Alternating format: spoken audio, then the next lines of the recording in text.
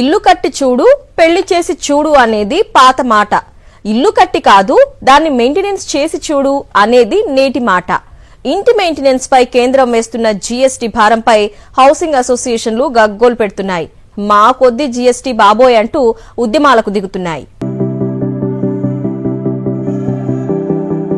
హైదరాబాద్ లో ఇంటి నిర్మాణానికి అయిన ఖర్చు కంటే మెయింటెనెన్స్ ఖర్చే ఎక్కువైపోయింది.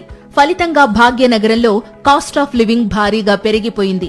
ఇప్పటికే గేటెడ్ కమ్యూనిటీస్ లో ఇల్లు కొనాలన్న మధ్యతరగతి కుటుంబ ఆశలను మెయింటెనెన్స్ పేరుతో సమాధి చేశాయి. ప్రస్తుతం ఇంటి మెయింటెనెన్స్ రెంటుతో సమానంగా మారుతోంది. గేటెడ్ కమ్యూనిటీల్లో ఒక ఎస్ఎఫ్టీకి ₹4 చొప్పున మెయింటెనెన్స్ వసూలు చేస్తున్నారు. దీంతో 2500 ఎస్ఎఫ్టీ ఇంట్లో ఉంటున్న వారికి దాదాపు ₹7,500 మెయింటెనెన్స్ దాటుతుంది. ఇప్పుడు కేంద్రం ఇంటి మెయింటెనెన్స్ ను సైతం జీఎస్టీ కిందకి తేవడంతో 18% అదనపు భారం పడుతోంది.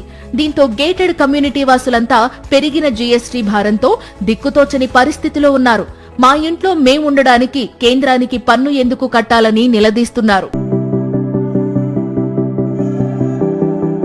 గేటెడ్ కమ్యూనిటీల్లో 1000 నుంచి 8000 యూనిట్లు ఒకే చోట రావడం, దాదాపుగా 2000 జనాభా నుంచి 20,000 జనాభా ఒకే కమ్యూనిటీగా ఏర్పడడంతో అదొక గ్రామంగా మారుతోంది. అంతమందికి తగ్గట్లుగా పార్కులు, క్రీడా ప్రాంగణాలు,